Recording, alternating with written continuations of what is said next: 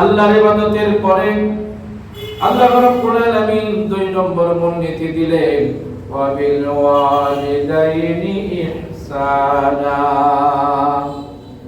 আল্লাহর দাসত্বের উপরে গোলামির পরে বান্দাকে আল্লাহ রাব্বুল আলামিন প্রশিক্ষণ দেন আল্লাহর পরে এই পৃথিবীতে যিনি তোমার কাছে সম্মান পাওয়ার যোগ্য, যার তুমি ভালো আচরণ করবে, যার সঙ্গে তিনি হলো তোমার পিতামাতা।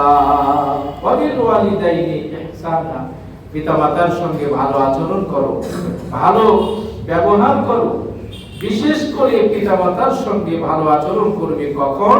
আল্লাহ বলছেন ইম্মা ইয়াবলুগান্না ইনদাকাল কিবারু আহাদুহুমা আও কিলাহুমা ফালা তাকুল লাহুমা উফফিন ওয়া লা তানহারহুমা ওয়া কুল লাহুমা কাওলান কারীমা।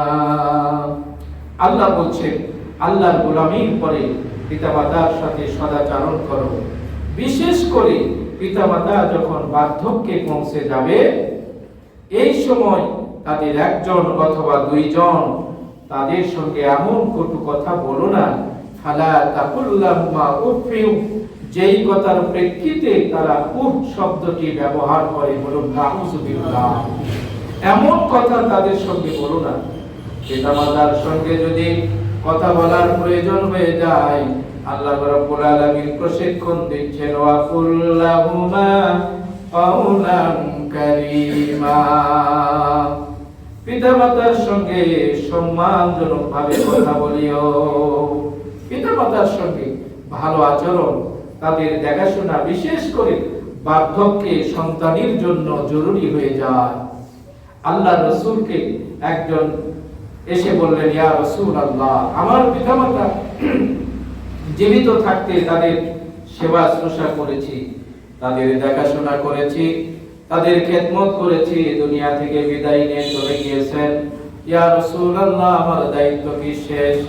আল্লাহর হাবিব বললেন, না, যতদিন পর্যন্ত তুমি জীবিত থাকবে ততদিন পর্যন্ত তোমার কর্তব্য হলো পিতামাতার জন্য দোয়া করা।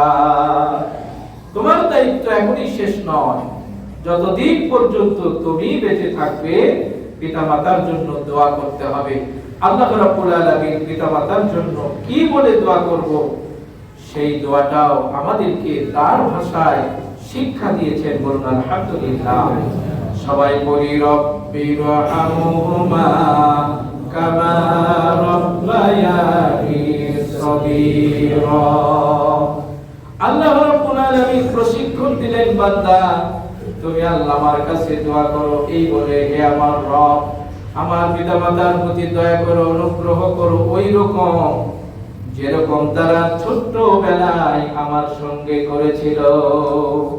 ছোট্ট বেলায় আমরা যখন আতুরে ঘরে ছিলাম, খেতে পারতাম না, এর আগে বলেছিলাম যে আল্লাহ তাআলা আমাদেরকে তখন 2টা জিনিস শিক্ষা দিয়েছিলেন। ক্ষুধা লাগলে কান্না করি, ভয় লাগলে কান্না করি, পেশাব করলে কান্না করি। আল্লাহ আমাদেরকে কান্না শিক্ষা দিয়েছেন। 2 নম্বরে আমাদের খাওয়ার জন্য আল্লাহ রাব্বুল আলামিন চোষা শিক্ষা দিয়েছিলেন, বলুন সুবহানাল্লাহ। আল্লাহ বলেন, বান্দা ওই ছোট্ট সময়ের কথা স্মরণ করে দিয়ে আমার কাছে দোয়া করো। আল্লাহ রাব্বুল আলামিন পিতা সন্তানদেরকে দোয়া শিক্ষা দিলেন, রব্বির হামহুমা কামা রাব্বায়ানি সগীরা। এমন দোয়া শিক্ষা দিলেন যেই দোয়াটা মুখস্থ করতে কোনো পেরেশানি লাগে না। যদি কোনো বড় দোয়া শিক্ষা দিতে, তাহলে আমরা অনেকে বলতে পারতাম যে মুখস্থ করতে অনেক সময় লাগে, আমরা পারি না। এজন্য আল্লাহর ভাষায় পিতামাতার জন্য দোয়া করা আমাদের দায়িত্ব।